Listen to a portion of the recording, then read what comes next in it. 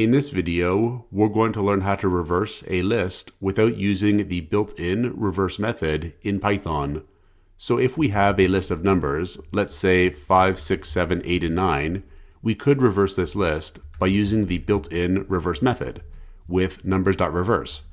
And if we output this list with print numbers and save the program and try it out, we'll get the reversed list 9, 8, 7, 6, and 5. Now there are many other ways that we could reverse this list. For example, we could have a loop continually remove the last item from the list and insert that item at the next index in the list, going from the first index in the list to the last index in the list. So each number in this list is at an index. We have the indexes 0, 1, 2, 3, and 4. We could have a for loop run for each index in this list.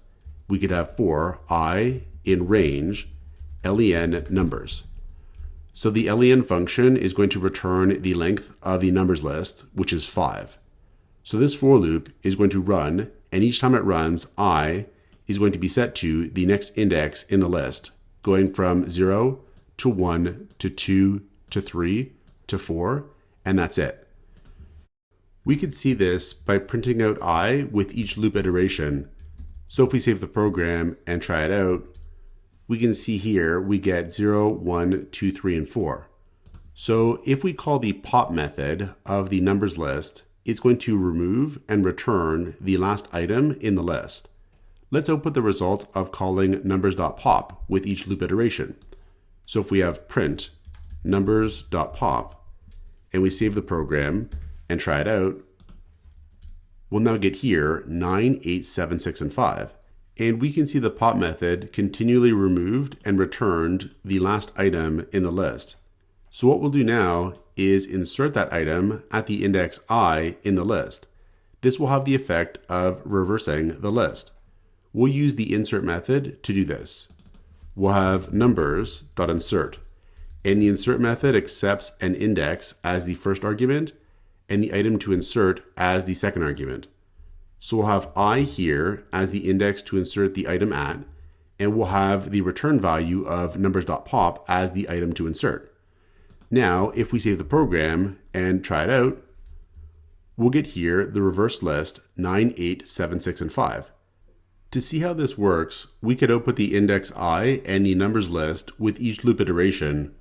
So we could have print and then I with numbers. And we could also output the list numbers here with print numbers before the loop runs. If we save the program and try it out, we now get this output. And we can see in the first loop iteration, we take that last item in the list and we insert it at the index 0, and now we have 9 here. Then in the next loop iteration, we take the last item in the list, which is 8, and insert it at the index 1, and now we have 9, 8, 5, 6, 7. Then in the next loop iteration, we take the last item 7 and insert it at the index 2, and we have 9, 8, 7.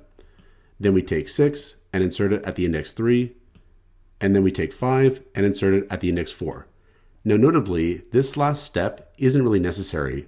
5 is already in the correct position. So we could have here range with len numbers -1 to remove that last step. If we save the program and try it out, we'll get the same result as before.